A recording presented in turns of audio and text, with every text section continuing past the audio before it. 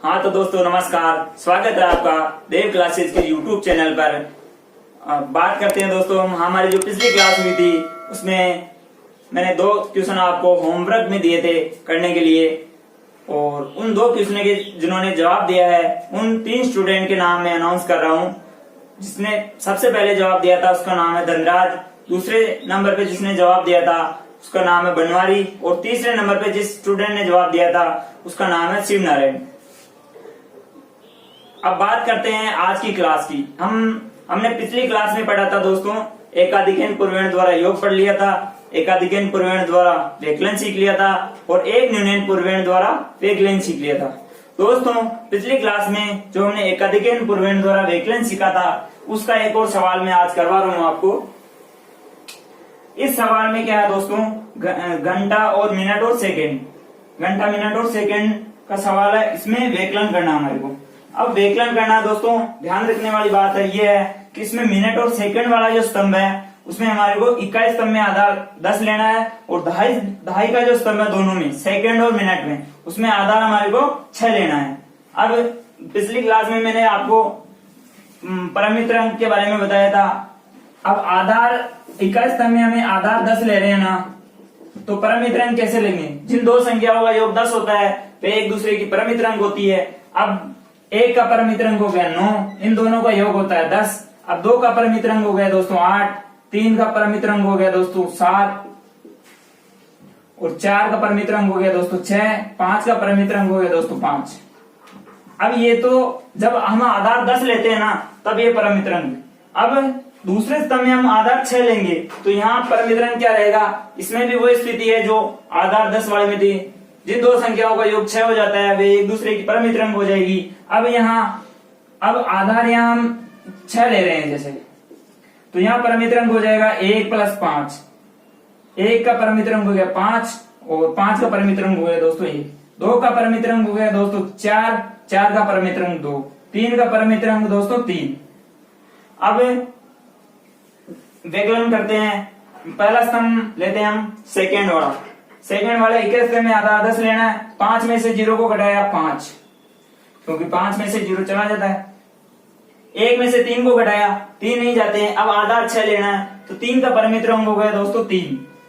अब 3 को ऊपर वाली संख्या में जोड़ना है दोस्तों। 3 + 1 हो गया दोस्तों 4। 4 को यहाँ लिखना है, और जहां हमने परमित्र अंक लिया था उसका जो पूर्व वाला जो अंक है उस पर हम एकाधिक का चिन्ह लगा देंगे।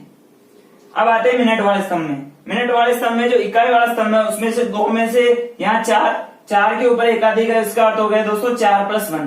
अब 2 में से हम 5 को घटाते हैं, घटता नहीं है। 5 का परमित्र अंक आधार क्योंकि 10 लेना है तो 5 का परमित्र अंक हो गया दोस्तों 5।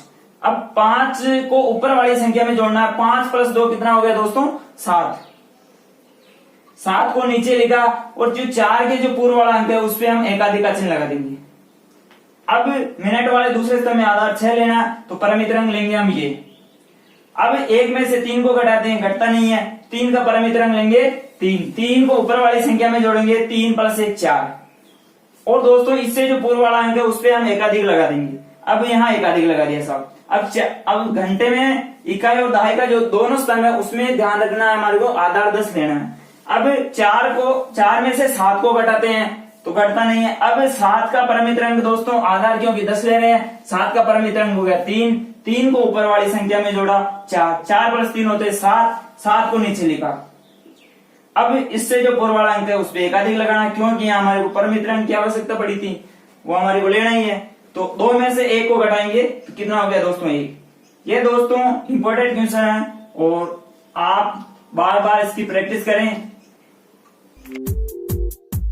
और अब हम सीखेंगे दोस्तों गुणा वाली संक्रिया। गुणा में हमारी 5 विधियां हैं। आइए देखते हैं कौन कौन सी विधियां हैं।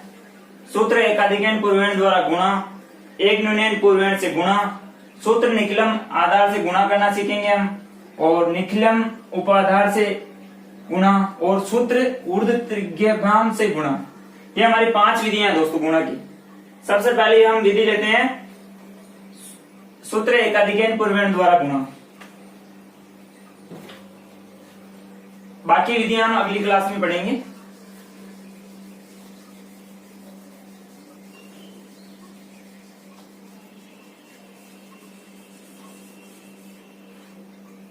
सूत्र एकाधिक पूर्ववर्ग से गुणा करना सीख रहे हैं।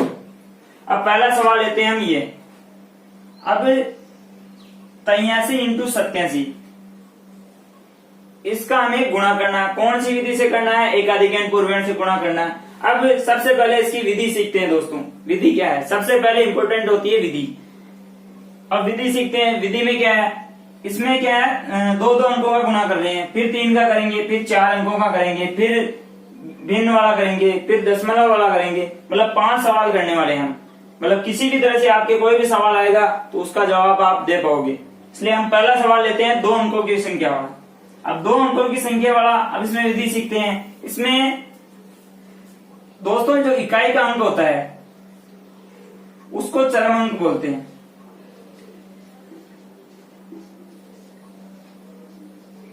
इकाई के अंक को चरम अंक बोलते हैं। और जो दाई वाला जो अंक होता है, शेष निकलम अंक होता है, इसको हम बोलते हैं निखिलम अंक। निखिलम अंक।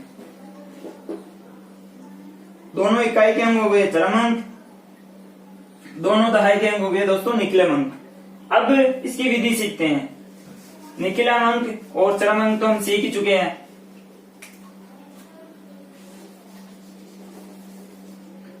इसमें क्या है दोस्तों, 2 पक्ष होते हैं। एक तो होता है वाम पक्ष, एक होता है दक्षिण पक्ष। एक होता है वाम पक्ष, एक होता है दक्षिण पक्ष। ये हो गया साहब वाम पक्ष। विधि बता देता हूं आपको। वाम पक्ष, एक होता है दक्षिण पक्ष। दक्षिण पक्ष में हम दोस्तों जो चरम अंक होंगे, हमने अभी बताया था आपको कि भाई इकाई वाला जो अंक है दोनों में वो चरम अंक होता है, और जो दहाई वाला जो अंक होता है दोनों तरफ निखिलम जो अंक होते हैं वो दोनों में समान रहते हैं।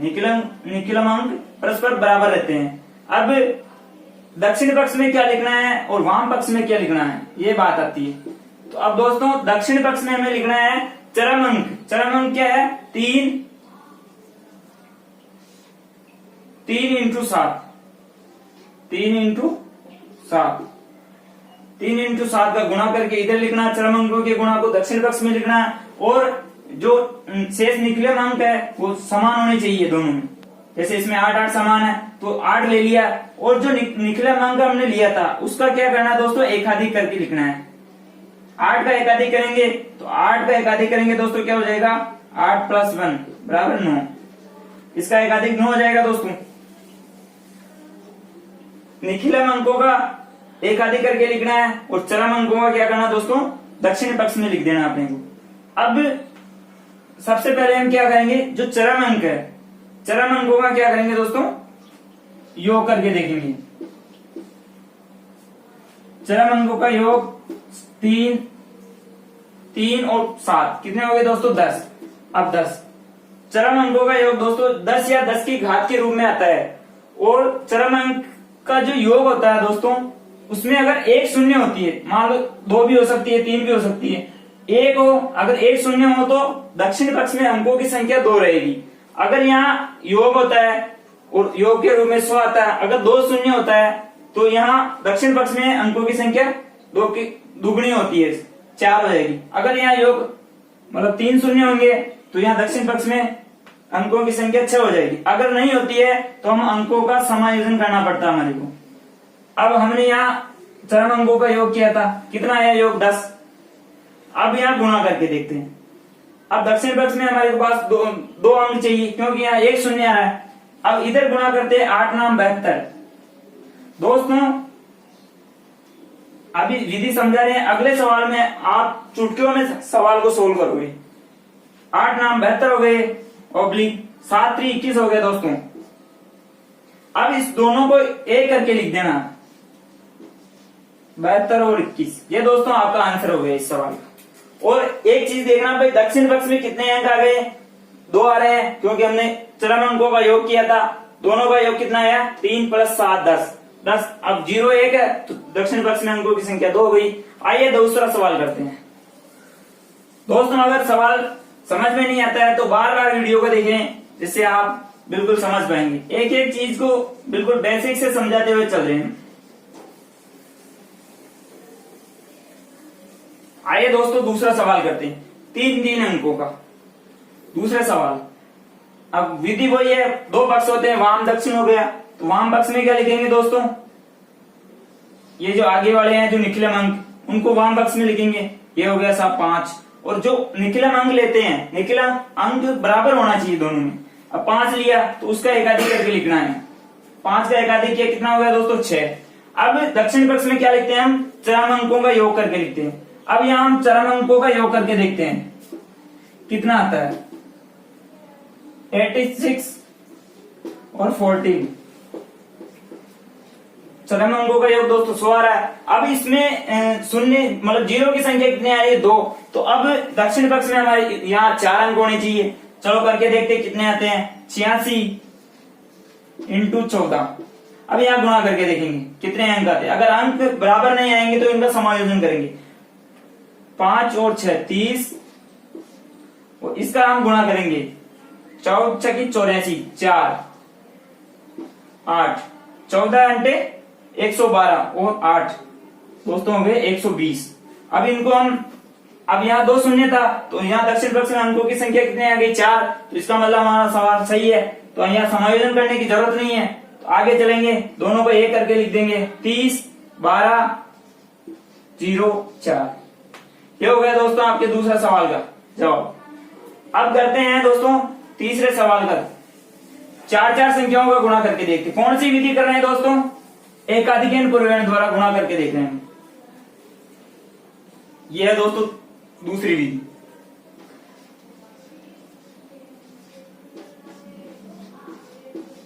ये 4 संख्याओं का गुणा करना है, 2 पक्ष रखने हैं हमारे को, ये हो गए साहब। अब निखिलम अंक आगे आगे वाले जो होते हैं वो समान होने चाहिए, वही निखिलम अंक लेना। अब यहाँ 3 है तो 3 निखिलम ले लिया, उसका एकाधिक करके लिखना है। उसका एकाधिक कितना हो जाएगा दोस्तों, 3 × 4। अब शेष जो अंक है वो चरम अंकों के रूप में या दक्षिण पक्ष में आ जाएंगे। अब यहाँ इनको गुणा के रूप में लिखेंगे हम, 993 × 007। अब यहाँ इनका योग करेंगे हम, योग किनका करना है, चरम अंकों का, चरम अंकों का योग करेंगे। कितना आ रहा है दोस्तों, 993 + 007। अब इनका योग आ रहा है दोस्तों 1000। अब इसमें मतलब जीरो की संख्या 3 है, तो यहाँ दक्षिण पक्ष में अंक कितने आने चाहिए हमारे पास 6। देखते हैं कितने आते हैं, 4 × 12। इधर गुणा करके देखते हैं, 7 × 21, 21 का 1, 9 × 7 = 63 और 2 65, 65 का 5, हाथ के 6 और 7 नाम 63 और 6, 9 × 7 = 63 और 2 65 हुआ था, हासिल के 6 लगा था, 9 × 7 = 63 और 6 69। अब दोस्तों देखिए यहाँ मतलब सोचने वाली बात है, क्योंकि यहाँ 0 3 आ रहा है। अब यहाँ अंक कितने होने चाहिए, 6 होने चाहिए, हमारे पास कितने आ रहे हैं 4। अब ये इंपॉर्टेंट क्वेश्चन है दोस्तों। अब यहाँ क्या करेंगे हम, समायोजन करने के लिए जो भी संख्या हमारे पास दक्षिण पक्ष में, उसके आगे अंकों का समायोजन करने के लिए कितने अंक बना देंगे। अब 1 2 3 4 है तो 2 शून्य और लगा देंगे, तो दोस्तों अंक कितने हो गए 6। अब इनको हम नीचे लिख देंगे योग करके, सीधा का सीधा उतार देना है। एक बार अगर आपको विधि समझ में आ गई तो बाद में आप कोई सा भी सवाल दे दो आप कर सकते हो। इसका आंसर आ गया दोस्तों। अब करते हैं दोस्तों भिन्न वाले सवाल, भिन्न वाले सवाल करके देखते हैं। चौथा क्वेश्चन अपने पास,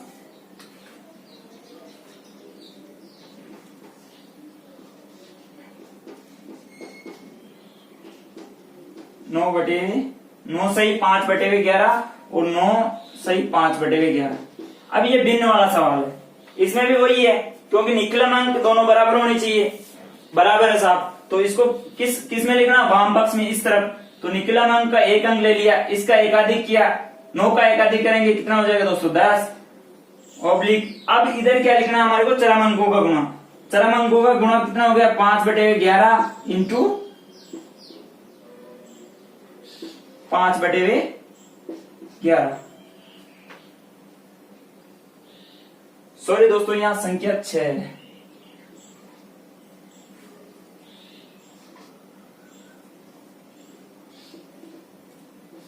5/6।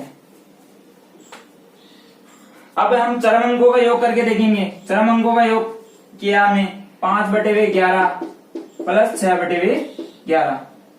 योग करेंगे, एलसीएम लेंगे 11 नीचे से, 11 एकम 11, 1 को 5 से गुणा किया, कितना हुआ दोस्तों 5 प्लस का चिन्ह, 11 एकम 11, 1 को 6 से गुणा किया, कितना हुआ दोस्तों 6, 5 और 6 हो गए 11, 11/11 कितना हुआ दोस्तों 1।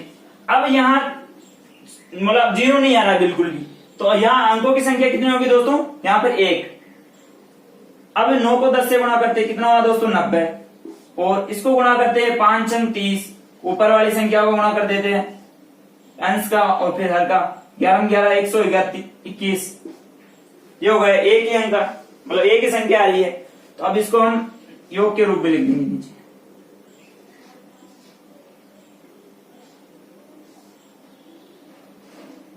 ये हो गया दोस्तों आपका आंसर।